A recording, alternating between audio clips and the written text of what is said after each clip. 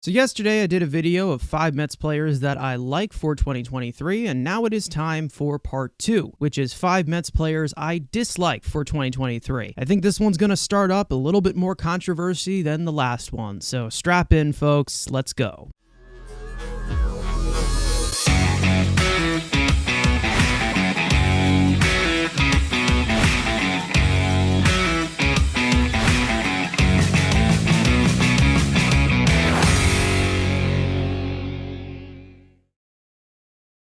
So I want to say this as a warning once again. If you disagree, leave a comment below. I am not hurt by anybody's criticism. I'm sure there's going to be a little bit more backlash in this version of the video than last video. It's hard for me to get upset over somebody else's opinion. Their opinion's for a reason. So I'm just saying it as a warning that if you see your favorite player on here and you don't think that he belongs here, first of all, I don't care. But second of all, leave it in the comments section below and let me know why. Over here, it's about brutal honesty here, so I'm giving you guys what is promised. So let's begin this one with a player that I think everyone expected to be on here, and that being Eduardo Escobar.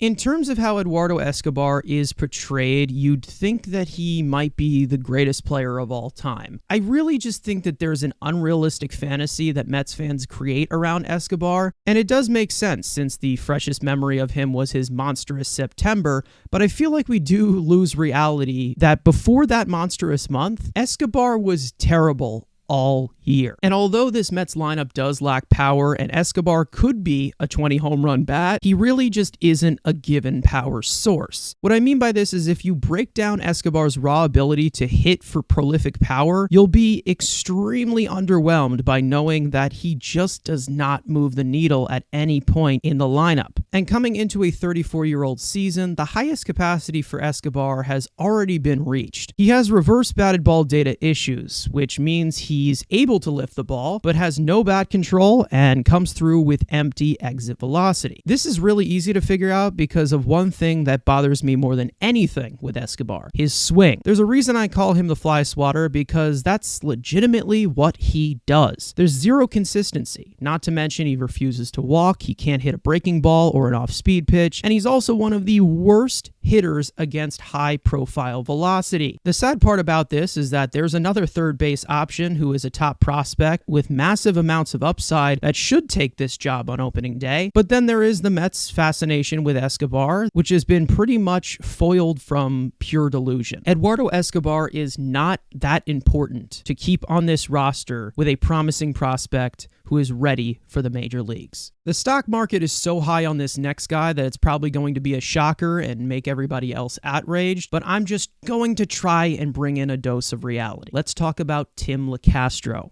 I'm sorry guys, I'm just not buying it. Locastro had a phenomenal spring, but I really don't see him sustaining this kind of production during the regular season. Not to mention, Locastro is one of the fastest players in the game, but the truth being is that he really isn't that good of a base runner to begin with. He's above average, but he's not the best this game has ever seen. I feel like the selling point on Locastro has definitely been the fact that he outplayed Tommy Pham, who is going to be on the Major League roster, and that really doesn't say much considering the current stage of Tommy Pham's career. I personally like the upside of other minor league options that we brought in this year, like Abraham Almonte, Lorenzo Cedrola, and DJ Stewart a lot better. Throughout Locastro's career, he really has not been a good hitter in terms of anything. Overall production, batted ball peripherals, run value splits, etc. Even in terms of contact quality, Locastro has always produced a low exit velocity with very volatile bat speed, something that has also been continuously shown throughout his supposed hot spring. I'm not calling it pure luck, but I really think it's hard to believe he will continue to provide this type of value on the Mets bench. I'm not calling it another Travis Jankowski, but it feels in the sense that his tenure with this team will most likely get old real quick. Sure, he can run, and I would definitely value him a lot more if the bench wasn't just 4 other players plus a DH.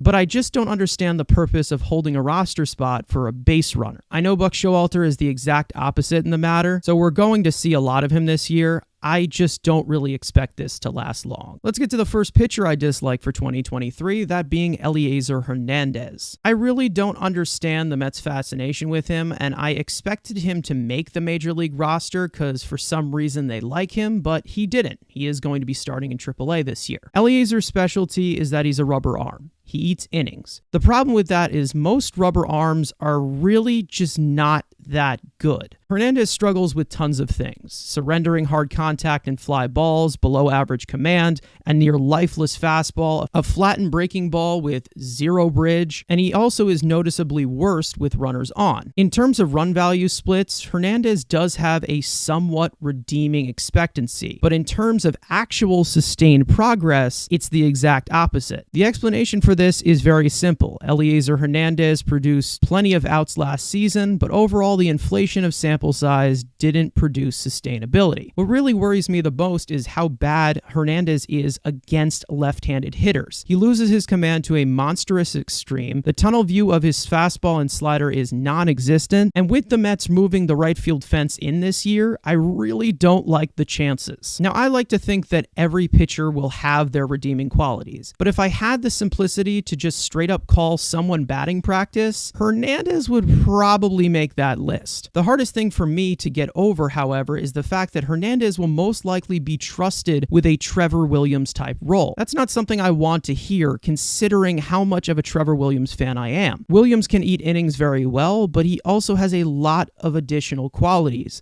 the ability to locate and manage contact, his overall four-seam and sinker pitch ability, etc. In terms of debating Hernandez and Williams, one of them got 2 years, $13 million from the Nationals this offseason, and I personally would have done it with an older rotation for the long relief. Hernandez is just a substantial downgrade, and I really am just not looking forward to his Mets tenure. And that brings us to Carlos Carrasco. I realize I have to explain this one quite a bit, so stick with me. All offseason, I really was pushing for the Mets to explore trades for Carlos Carrasco to make this rotation a little bit younger. I think it's the right move. He's an expiring free agent who is not in the long-term plans of this franchise, and it's better to get something in return instead of just letting him walk in free agency. But the Mets never seem to be on board to do that. They always ride the availability until they can't, and failed to realize the importance of managing assets. That's one of my main gripes with the Mets organization. But in terms of performance, I really am not expecting Carrasco to be as dependable. It's nothing against him as a player and more of an incoming reality. Since Carrasco began his Mets tenure, he's really started to show his age, and while entering a 36-year-old season, his performance is something I expect to plummet. With the Mets entering 2023 with a veteran top two of the rotation, both over the age of 35, the back-end insurance is really going to be very important. And now it's even more concerning with Jose Quintana going down to begin the season. That insurance includes a 36-year-old Carrasco who has undergone 2 major surgeries while in the Mets organization alone. Over the last few years, Carrasco's strengths and keynotes that really made him a dependable arm have really dropped off recently. One huge example being his command, specifically his command of the breaking ball. Although he still manages to suppress hard contact for the most part, he's become astronomically prone to the home run ball. These aren't really concerns from just last year. It's been a noticeable trend recently. His fastball velocity has dipped, his overall spin rates have dipped, and the total movement on his pitches has decreased as well. Over the last few years, Carrasco's fastball has become so bad that it's top 10 worst in almost every StatCast category among fastballs. It's common knowledge. A right-handed starting pitcher needs a good fastball, and he hasn't reached that capacity for multiple years now. The situation with Carrasco feels like a volcano ready to explode, which is why I wanted the Mets to move him at his highest value, because even though I really don't feel comfortable with him on the mound, he still was putting up valuable results. This is more of a regressive trend that could make its final stop this season. In terms of health, pitch ability, volume, and overall production, this isn't something I would bet on holding up for much longer. We all know what type of guy Carrasco is. He's a great guy, and I really think that does get in the way of Mets fans wanting to move him. But from what you could get from him on the mound this year, I'm very concerned in the matter. And now the final player that I dislike for 2023 being Drew Smith. I'll tell you the cold hard truth here. If you asked me about Drew Smith exactly 1 year ago, he probably would be featured in yesterday's video of players I like. like. But 365 days later, I give up. Drew Smith's upside and raw talent has always been an intriguing point. High 90s velocity and premier strikeout stuff and high leverage reliever pedigree. But ever since then, that really has not been the case. Drew Smith lacks the number one need of a high leverage arm: command. If you miss intended spots as often as he does, you're going to get hit harder than anyone, and he does. Drew is a barrel zone machine. He surrenders some of the hardest contact in all of baseball, and this problem hasn't been fixed for multiple years now. Last year was a possibility of him turning the corner. With the help of Jeremy Hefner, Smith was able to turn his cutter into a slider to try and keep the ball on the ground a lot more. Although he's always been able to create strikeout-heavy results, Smith's new reformed slider had the profile of his cutter, but like everything he does throw, it continued to catch too much of the plate. The sad part is that Smith has fantastic stuff with 4 high-profile weapons, and there will continue to be intriguing upside, but I'm tired of waiting. The frustrating part of this is the plateau progress over the years.